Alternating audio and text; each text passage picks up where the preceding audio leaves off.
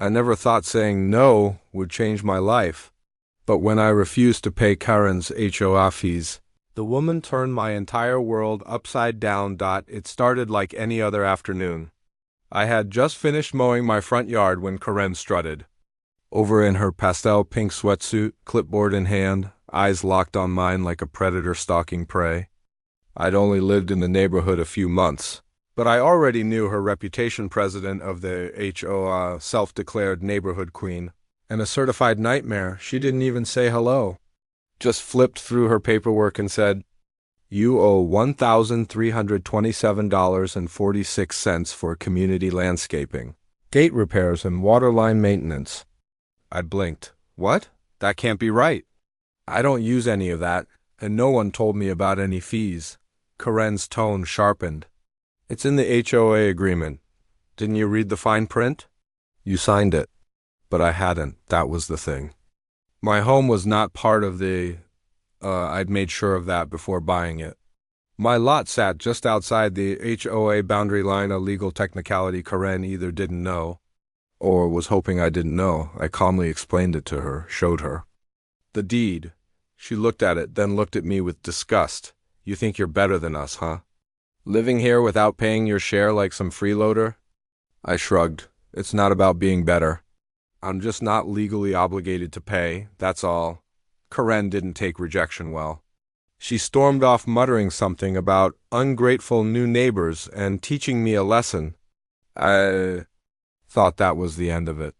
I was wrong. The next morning, 2 police cruisers showed up in front of my house. I stepped outside, half asleep and confused, only to find Karen already standing there with the officers, tears in her eyes, trembling like a victim in distress. "That's him," she cried, pointing at me. "He threatened me. He refused to pay what he owed and said if I ever came near his house again, he'd hurt me." My jaw dropped. What? That's a complete lie. The officer looked at me carefully. "Sir, we got a 911 call about threats and harassment. We're going to need you to come with us and answer a few questions." Neighbors were starting to gather now, whispering. Karen looked so smug, so pleased with herself, standing there like she was the hero. My hands trembled, not because I was afraid of the cops, but because I realized something deeper. This wasn't about money. This was about power. Karen had tried to control me with fees. When that failed, she tried fear. And now she was using the police like they were her personal muscle. I was taken down to the station. Not arrested, but detained and questioned for 2 long hours. Eventually, they let me go. There was no proof of her claims, no evidence, no witnesses. I was innocent, but the damage was done. My neighbors looked at me differently. I'd been labeled a troublemaker, a threat. Just because I said no to a power-hungry woman playing queen. That night, I sat alone in my living room, angry, humiliated, and more determined than ever. Karen thought this was over. She had no idea what was coming next. I couldn't sleep that night. Every time I closed my eyes, I saw Karen's smug face, those fake tears, the way she weaponized the police like it was a game to her. I kept hearing the officer's voice. "We got a 911 call about threats."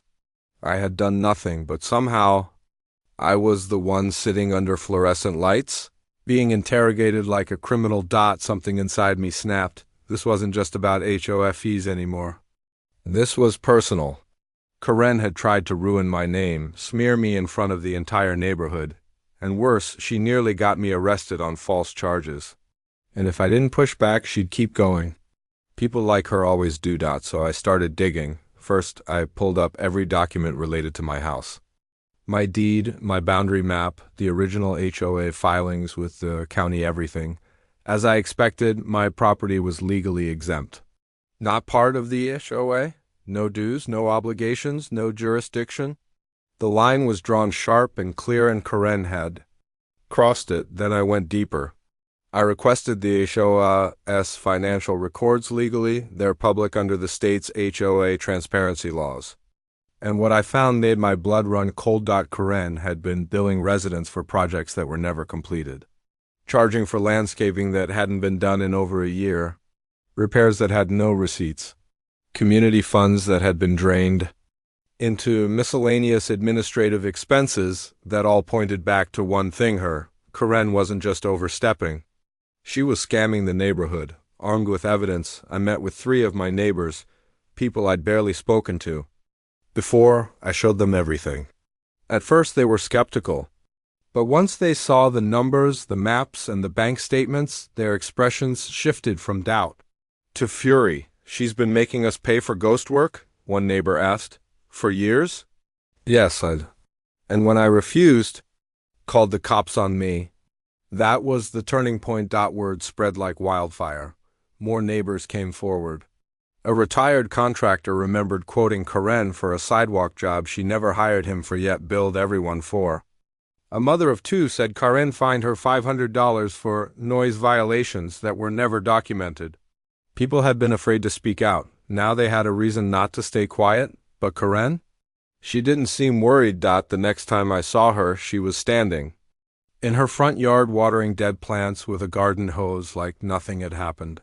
When she saw me, she smiled, actually smiled, and waved sarcastically. "Don't worry," she said loud enough for everyone to hear. "I forgive you for your little tantrum. But next time, just pay your fees like everyone else." I didn't respond. Not with words anyway. The next morning, Karen found a certified letter in her mailbox, formal notice that I was filing a civil lawsuit for defamation, emotional distress, and malicious prosecution. Attached was a packet detailing all the evidence I had compiled, including a notarized affidavit from a neighbor who had overheard her planning the 911 call, and that was just the beginning, because I wasn't the only one suing her. Karen didn't take the lawsuit seriously at first.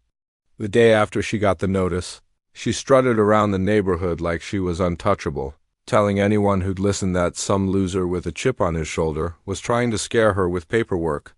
She laughed it off at the mailbox, at the HOA meeting, even in line at the grocery store. But deep down, something in her face had changed. Her smile didn't reach her eyes anymore. What she didn't realize was this wasn't a bluff. Within a week, 2 more lawsuits were filed against her, one by the single mom she'd fined into near bankruptcy over imaginary violations, and another by an elderly couple she'd been double billing for lawn services they didn't receive. My neighbors were waking up, one by one, like people snapping out of a long, toxic spell. Karen tried to spin it. She claimed we were all part of some conspiracy to take her down. We were jealous of her leadership, called us ungrateful and bitter. But it wasn't just talk anymore. The evidence was hard, the lies were provable, and the legal clock was ticking. Then came the police report. I filed a formal complaint against her for making a false 911 call. I had the station's incident log, the audio of the call itself, where Karen claimed I was armed and dangerous, even though she knew I wasn't, and even footage from my doorbell cam showing her walking away unharmed, unfazed, and definitely not threatened. My lawyer said it best. "She weaponized law enforcement to intimidate you. That's a criminal act." When Karen was called in for questioning, her confidence began to crack. Neighbors saw her walking into the precinct, face pale, hands shaking. She was in there for over an hour. No smug smile when she came out this time, just a silence that said she knew. She had finally gone too far. And while she was scrambling to save herself, something even bigger was brewing. I got a call from a local investigative reporter. She'd caught wind of the HOA scandal and wanted to meet. At first, I hesitated. I didn't want the attention. But then I remembered the way Karen looked at me that morning, like I was beneath her, like she still believed she could win. So I met the reporter. I handed her everything. The receipts, the fake invoices, the abuse of power, the police report, even the clip of Karen calling the cops while sipping wine on her porch, putting on a sob story like she was auditioning for an Oscar. She took it all. 3 days later, the story went viral. HOA president under fire for false police reports, financial misconduct. Karen's face was everywhere. And this time, she wasn't smiling. The same neighbors she once controlled with fear and fines now watched in silence as her empire began to crumble. HOA board members started resigning, residents stopped paying dues, Contractors demanded refunds. And the community that once bowed to her was now watching her burn, and me? I wasn't done, because there was still one more surprise waiting for her. Karen didn't come out of her house for 2 days after the news broke. Her once perfect front yard trimmed hedges, painted mailbox, HOA approved everything looked like a monument to a fallen queen. The porch light stayed off. The curtains were drawn. And the woman who once patrolled the sidewalks like a sheriff didn't even step out to grab her mail, but the silence didn't mean surrender. No, Karen was cornered, and like any wounded animal, she was about to lash out. That Sunday, I woke up to find a folded paper stuffed in my mailbox. No envelope, no postage, just a piece of paper with one sentence typed in bold. You'll regret. This, no name, no signature, but it didn't have to be. I knew who it was from. The font matched Karen's HOA newsletters, the ones she forced into every door slot like some divine decree. Same tone, same venom dot, but if she thought that would scare me, she was more desperate than I thought. I handed the note to my lawyer, who added it to the harassment file. Every move she made was now evidence. Every threat, every lie, every petty attempt to intimidate me was just tightening the noose dot, and that noose pulled tighter when the state's Housing Regulatory Board launched its own investigation. Turns out, Karen had been running the HOA like a private kingdom for over a decade. No elections, no transparency. No audits, just endless fees and fines, most of which conveniently ended up under review or lost in processing. The audit uncovered over $68,000 in unexplained withdrawals from the HOA account over 6 years. All roads led to Karen. She tried to claim it was for community development. But when asked to provide receipts, she said, and I quote, "You people don't understand the sacrifices I've made for this neighborhood." The next week, the city froze the HOA's bank account, and then the final blow came not from me, not from the neighbors, not even from the media. It came from Karen's own cousin. Dana. Dana was the HOA, the one who mysteriously stepped down 2 years ago after a disagreement.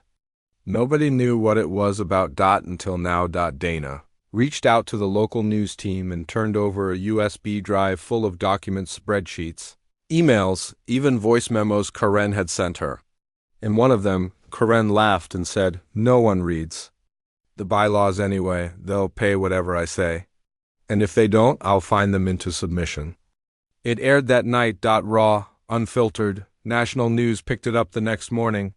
The story wasn't just HOI drama anymore. It was about abuse of power, false police reports, and financial exploitation in suburbia. People from around the country chimed in, sharing their own HOA horror stories, calling Karen the poster child for entitled HOA tyrants. By now, Karen's house was under surveillance media vans parked near the cul-de-sac, neighbors staring through blinds, former supporters, now silent or ashamed. Me, I watched from my porch, quiet, calm, unshaken, because what Karen never understood was that I wasn't trying to destroy her. She did that all on her own. The day of the court hearing, Karen finally showed her face. She walked into the courthouse like she used to walk through the neighborhood, chin high, lips tight, like the whole world was beneath her. But gone was the clipboard, the smug smile, the fake confidence.